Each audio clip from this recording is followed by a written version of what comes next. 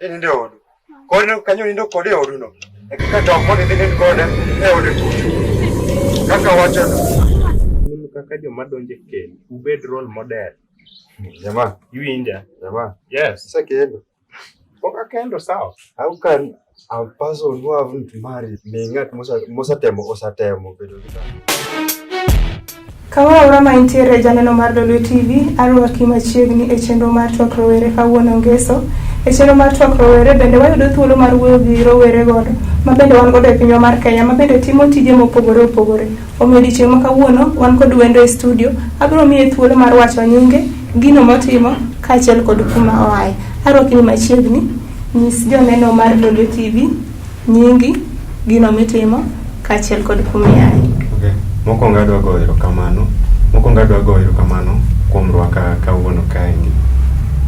Nyinga iluongo ni Terence Adanje, an producer to an kendo ni the CEO of Kenyati Film Production. Awuok Nyalenda, Nyalenda yudore Kisumu. Yeah. Erokamano mana kaka iwinjo janeno mar WTV kasa asebedo jakel chenro mar Pauline Oyudo. Terence mana kwachako anyalo penje ni imiwa historia matin about film iwacho ni in CEO mar film producing company. Inyalo miwa history matin kaluwore gi gimitimo. Okay. Kenyati Film Production kochakore ok en gima ochakore kawuono. Kenyati Film Production nochakore back then kapod nantie high school. Wachako film company kwa nantie school. I remember ni kapod nantie high school na timo I was the one called ilongo clubs captain. Ko kantie clubs captain ngeni mano deal gi drama kama endi. Ko I was so much passionate in acting.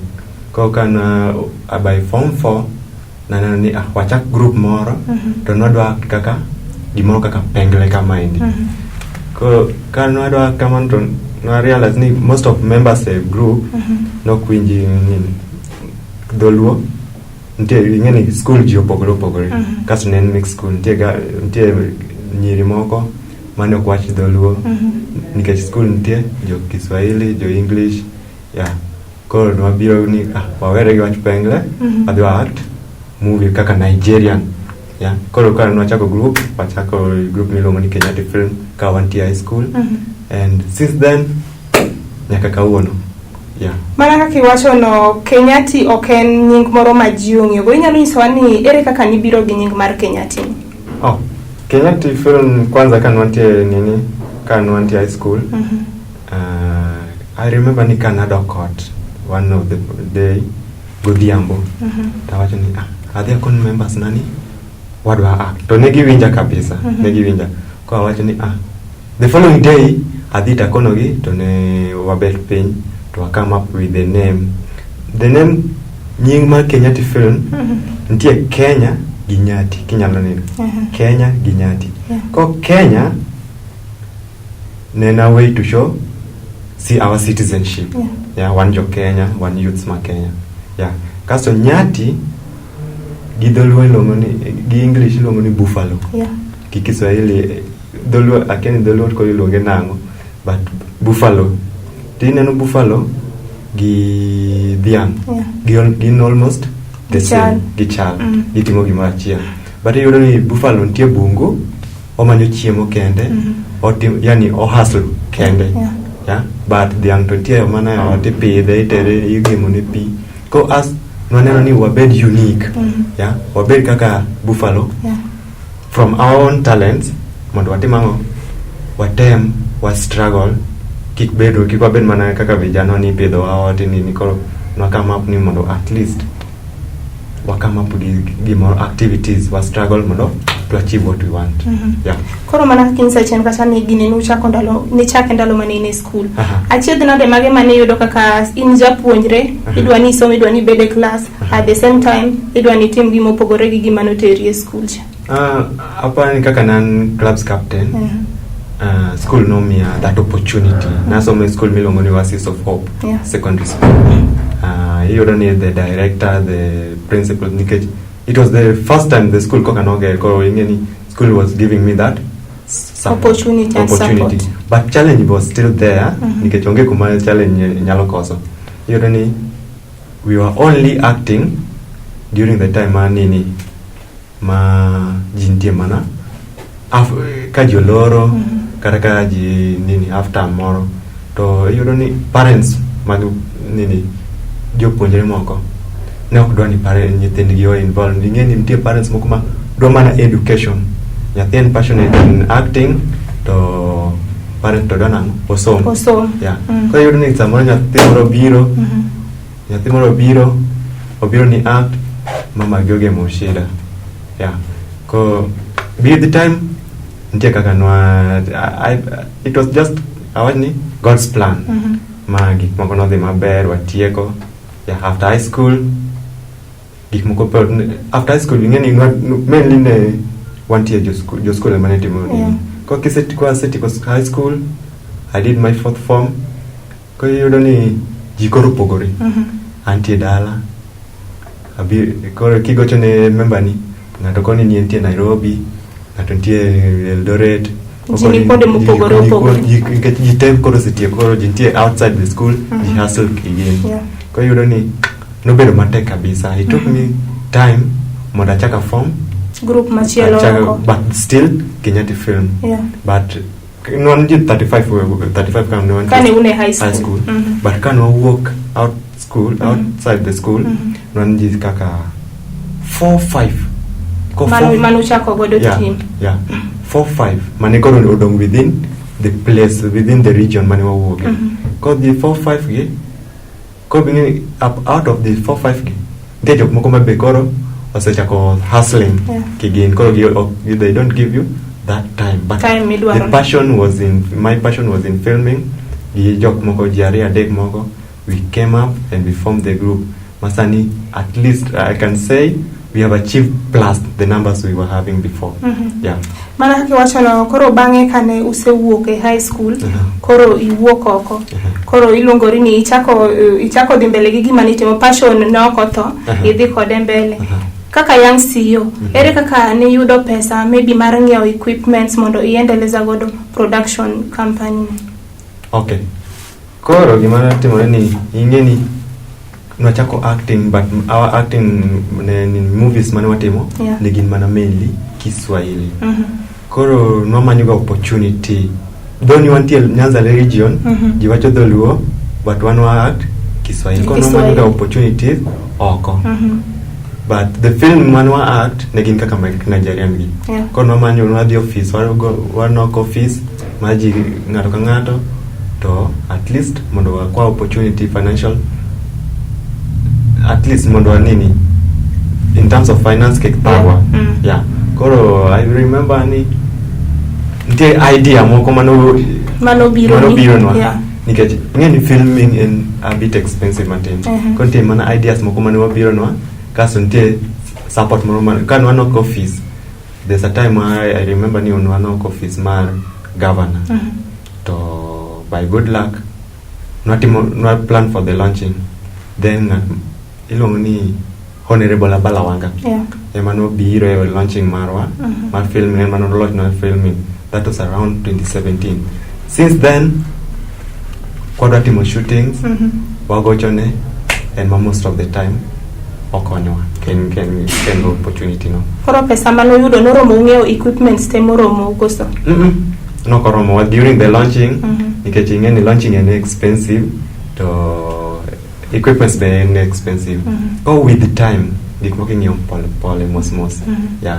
Ko gik moko I remember ntie kaka honwa awachna youth fund. Wanwaka youth fund wang'iewo go some of the then equipments then moko be were deep down into our pockets nikech moko be knock round. Gi support from our well wisher. Okay, rokamano Terence. Mara kwacho ni in gi ji ma itiyo godo. Inyalo nyiso ni jog employ gi ni chulo gi koso gimbe gibira konyi tich ni ka gimoro yudore matin to inyalo pogo negi? Most of them timo gi out of their passion. Kaso most of them be go ondegi kamoro. Adil gi youths moko ondegi moko kondegi. Ko at the end of the day ingeni ji ok dwar mostly wa meet ga on Saturdays gi Sunday ji ok dhi ga weekends ko wabiro kamoro achiel to nini watimo gimoro at least ngato kik tim ang'o ngato kik bede ot ingeni kibete ot kaka ngama youth pache di paro gik mang'eny. Ero kamano Terence, aneno ka sama yo wang'wa janeno mar Lolwe TV abro kawo yweyo matin bang'e wabro dhi mbele gi twak kod wendo ma wan godo e studio ma kawuono miluongo ni Terence Adanje ka bende onyisowa challenges ma oneno kaka CEO no matin ma bende nigi film production company kete mane Lolwe TV.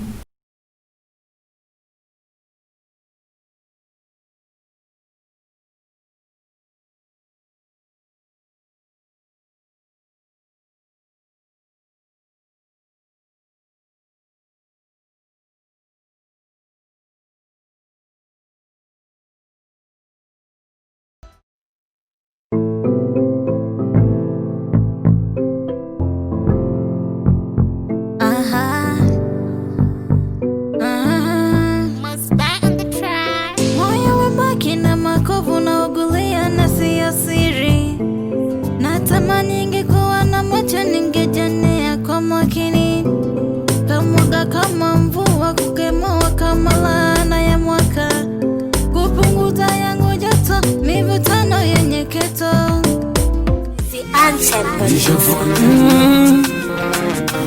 Dari JK Kawiri boy Yeah Sijui niseme aje Sijui nianze aje Mana urembo wako ndo nafanya mimi na kuwa wako.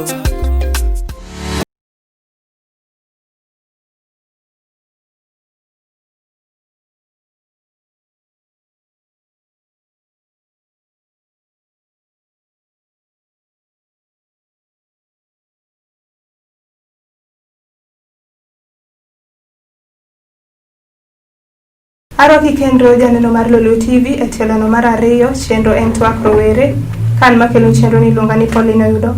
Kamano awene wadwari monde Terence onyiswa challenges ma bende oneno kaka sani koro COVID-19 okwako piny mangima. Gin achiedh nade ma ineno kaka ng'atno man gi film producing company? Okay, challenges to tier. Ngini ka sani COVID-19 oketho business mang'eny kabisa. Ko I remember ni earlier this year before COVID natimoga movie. Yeah. Series, ni series toka all long. And yeah, nilonge ni Jahera na. Ko nose chake to before tieke. COVID nini odonjo. Tin ko no watch ni social distancing. Yeah. Ko nyaka you maintain ko mane miyo watima ng'owa was stop the shooting plus everything jodok kuonde ma jodok kuonde ma giae ko mano affect kabisa ni koro sani ok wanyal meet mana online WhatsApp emo wanyalo chate Ero kamano Terence, mana kwa dhi mbele inyalo nyisowa ni kopogore kod movie miwacho ni produce miluongo ni Jahera bende nitiere moko ma usebet ka produce to viewership chal nade kata gin gik mage muyudo kaluwore gi jogo maybe maneno gi oko kuma gintiere? Okay. Ko in wachako acting kind of chon way back I think 2016 the year 2016 kucho chon ko ntie movies manwa act but mainly negin Kiswahili movies. Work movie milongo ni The Blood Image, mano ni English movie. Work movie milongo ni Balaya Lumbwe, Umaizi wa mapenzi. Koro acting work movies mang'eny kabisa. Kaka ma mention right now niketwa movies ma Kiswahili koro this time watu na we act series ma milongo ni Jahera. Then time manwa actor I think earlier last year, January, kanyo endo, no yudo opportunity, the group no yudo opportunity, mar acting gi Joe Antiboss. Ko they featured ko management at least inanoni you have achieved something from it because we were recognized by NTV or what were NTV series. Kopogore gi Joe NTV, jok manie surrounding ama luora neno gige umuti mogo nade. gikonyo, gin helpful koso ginyiso una feedback muyudo chal nade? Ji appreciate gima watimo. Ineno wok nyalena ini kata MCS gini at least gitemo appreciate gima watimo. Koro yudo ni question nini tekeno kaka gineno jogo ma aya luoro kopogore gi wacho ni jo NTV, but mainly no ingeni wantie Luo Nyanza ji yu actga ji yongi dolu mo mang'eny ko kanwa nini kanwa meja ilongo ni Kiswahili gi English movie to ne gi raise complaint ni wadwaro movie ma at least most of us can understand, even our parents can understand. So nwaneno ni we koro wa negi emomiyo this time for the first time we were doing Jaherana movie. Koro ka Kingston usetimo Jaherana movie, gimoro amora man gi rach ne nyaka bed gi berne. Gin ber mage muyudo ama ma ini yudo? Ingeni koro as a producer nitie ber mang'eny miyudo. Ingeni ko onge bet chunyi dhi tho. At least first of all bet gi ji rowere gi kikono gi gikoni gik moko gin be ni feel ni at least itimo gimoro maneno. Then anti-media kasi yudo ni some of the members be otimo media ko yudo ni tich yot kabisa.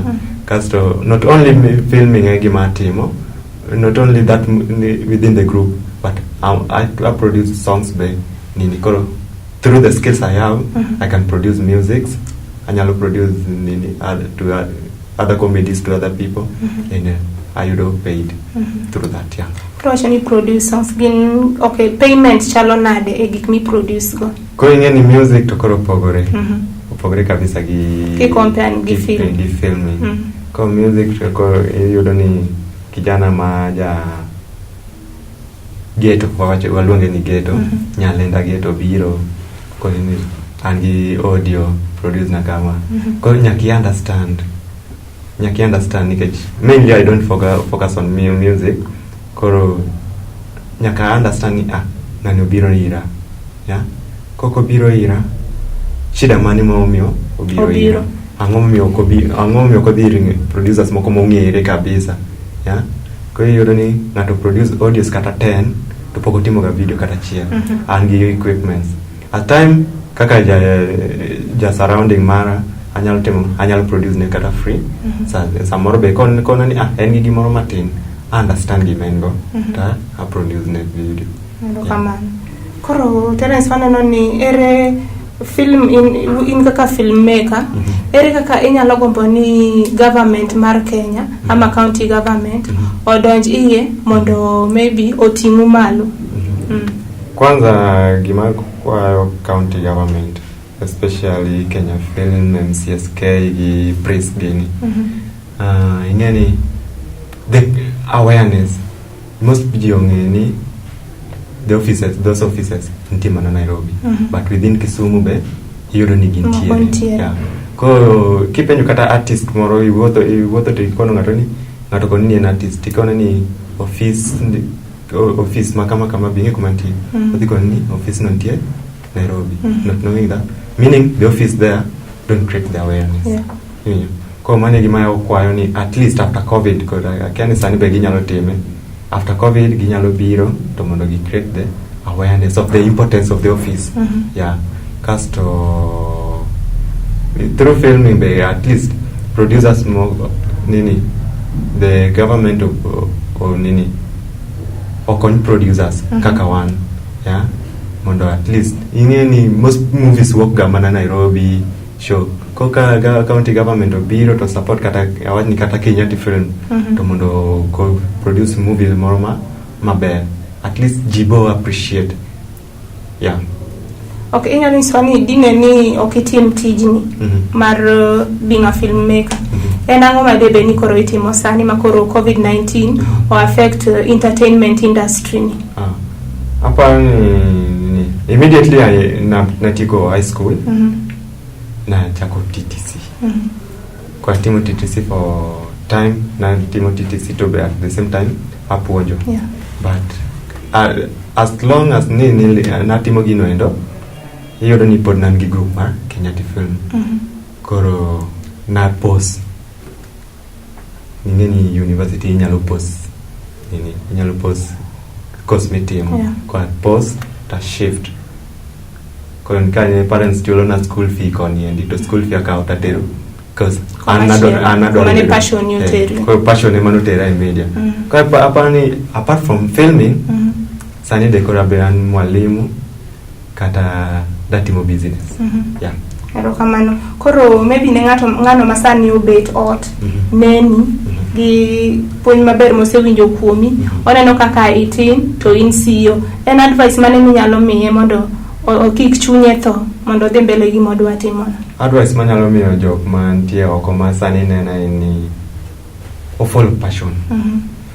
Kis to follow passion to in focus e gima idwaro idhi achieve. Yeah, no matter the time idhi kao. Yeah, kata nachako filming way back in around 2013. Though it was just passion. Yeah, to pok na biro that professional in it. Professionalism biro around 2017 can you kota say makori chake ka full time job. Yeah. At least inano passion ema drive someone. Yeah, ntie kata jo wawasani moko. Mako ko nini negin kata lawyer, negin kata accountant. Okinyal believe kaka shot baba gini. Ero kamano Terence. Koro nyalo nyiso joneno maneni sani kaka inyal yudi kuonde minyal yudi. Okay. Jok ma winja sani one group miluongo ni Kenyati Film Production. Kenyati Film Production idhi yudo ka nitie e Facebook, idhi yudo Kenyati Film kata Winam Kenyati Film. YouTube yudo wa Kenyati Film. Nitu YouTube one mana Kenyati Film onge production. Kasto kata number koso number ko yi. Masha. Number 0741 82 70 88. Mane midhi yuda go kaka producer. Ero kamano Terence kuom samo seka maber mar wuoyo. Janeno mar Lolwe TV, mano ema kelo e giko mar twak rowero dichieng' makawuono. Oritiru masani nyaka wanero dichieng' machielo asebedo jakel chenro mar Pauline Oyudo.